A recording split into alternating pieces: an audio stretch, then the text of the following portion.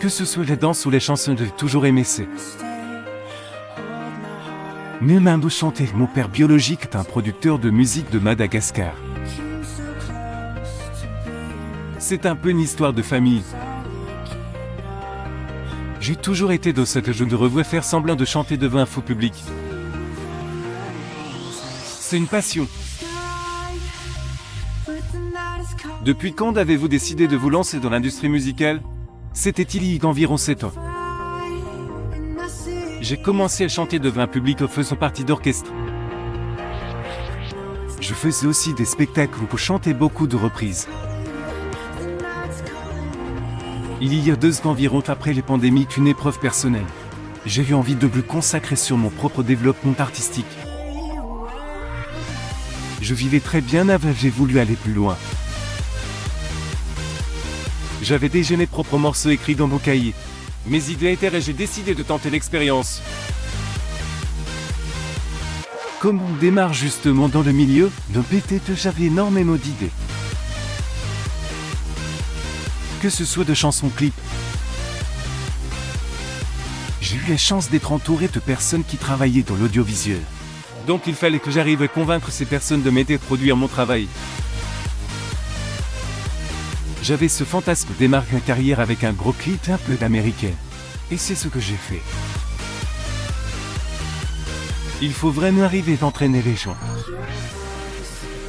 Le charge de travailler en autoproduction est le même, absolument pas.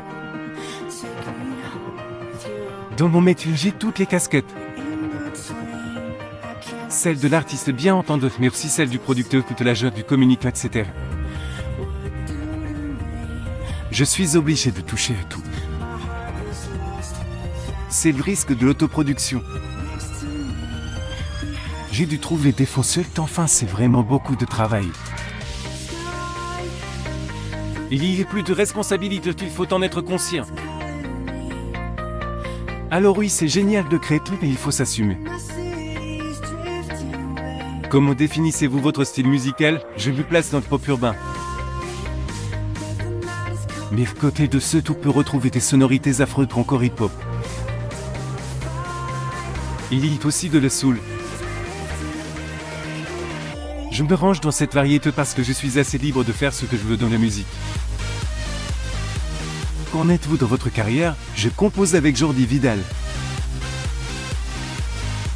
Actuellement, j'ai cette chanson qui parle beaucoup des relations amoureuses et des choses qu'on peut traverser. J'ai sorti mon EP en avril 2022, elle était une fois. Je retrace ma vie de chanson, les titres sont mon journal intime.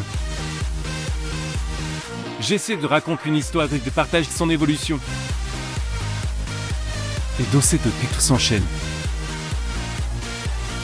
C'est vraiment l'histoire de la petite fille très influencée par les dessins animés qu'on fait au début.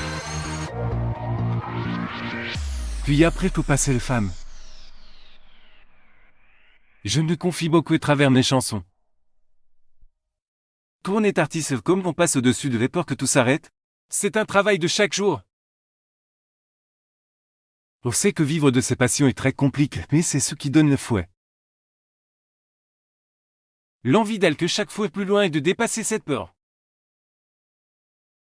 Bien sûr qu'il y a des phases plus compliquées, des fois on perd confiance. On ne découvre moins bien. Mais au final, pour me part du moins, je trouve toujours le moyen de reprendre le dessus. Avoir plusieurs casquettes n'a peu d'impact sur votre profession première de chanteuse, c'est des points. Ce moment fouille. Je me suis vachement occupé de la communication, donc j'ai beaucoup moins de temps pour écrire. Je sais que tout au moins doute, je vais me replonger dans la conception de mes titres. Il faut savoir jongler. Des projets pour les rentrées, c'est bien sûr. Là, je suis dans l'écriture d'un morceau qui sortira courant septembre. Pour le fin d'année, l'année à venir, j'ai pour objectif de sortir un titre par saison. Avec les clips qui vont avec. Pour le Saint-Valentin, je prévois une chanson sur le thème de l'amour forcément de mon image. J'ai de nombreux projets en préparation. L'un des principaux est de développer des lives. Je vais essayer de me faire voir le plus possible.